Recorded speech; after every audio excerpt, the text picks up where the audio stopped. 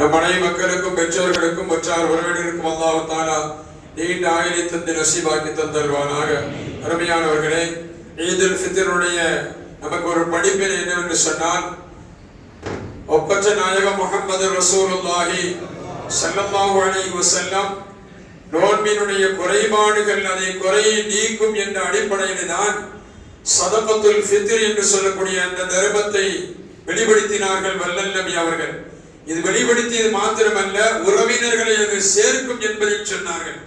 ஏழைகளை நீங்கள் பார்க்க கூடாது என்று சொன்னார்கள். இதிலிருந்துதான் ஏழைகளுக்கு நீங்கள் உதவ வேண்டும் என்பதை ஒப்பற்ற நாயகர் நமக்கு சொல்லித் தருகிறார்கள். எனவே இந்த பெருநாளை கொண்டு நமக்கு ஒரு படிப்பினை என்னவென்று சொன்னால், உறவினர்களோடு சேர்ந்து இருக்க வேண்டும்.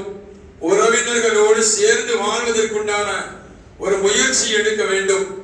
உறவினர்கள் என்பது அல்லாஹ்வுடைய அர்ஷில் அது தொங்கப்படக்கூடிய ஒரு பொருள் என்பதை ரசூல் ஸல்லல்லாஹு அலைஹி வஸல்லம் சொல்கிறார்கள்.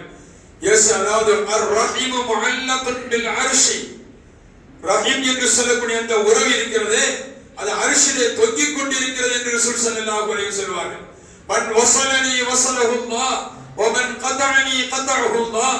எந்த மனிதன் உறவினர்களை சேர்ந்தானோ அல்லாஹ் அவனை சேர்ந்து வாழ்கிறான். எந்த மனிதன் உறவை துண்டிக்கிறானோ அல்லாஹ் துண்டிக்கிறான் என்பதை ஒப்பற்ற நாயகம் முஹம்மது ரசூலுல்லாஹி ஸல்லல்லாஹு அலைஹி வஸல்லம் சொல்லித் தருவார்கள்.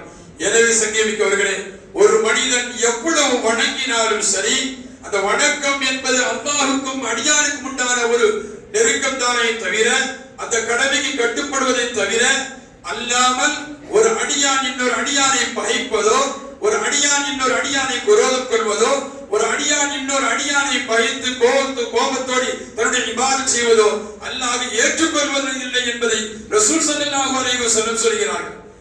நம்ம சொல்லல, குர்ஆனும் ஹதீஸும் சொல்லி காட்டும்.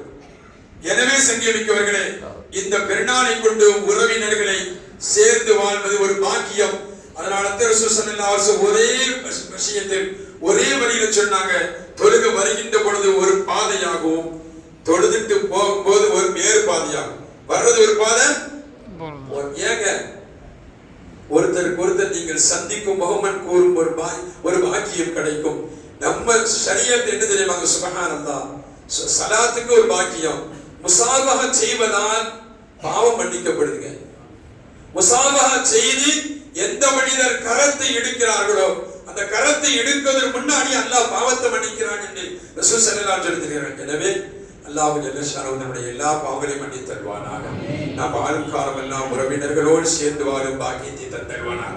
இந்த புனிதமான பாக்கியம் நிறைந்த இந்த மஜ்லிஸ் நான் சொல்கிறேன், ஹஜ்ரத் நீங்கள் எப்படி எப்படி கேட்டாலும் கூட அல்லாஹ் பாதுகாப்பான். உறவினர்களோடு சேர்ந்து தான் இருக்கிறோம்.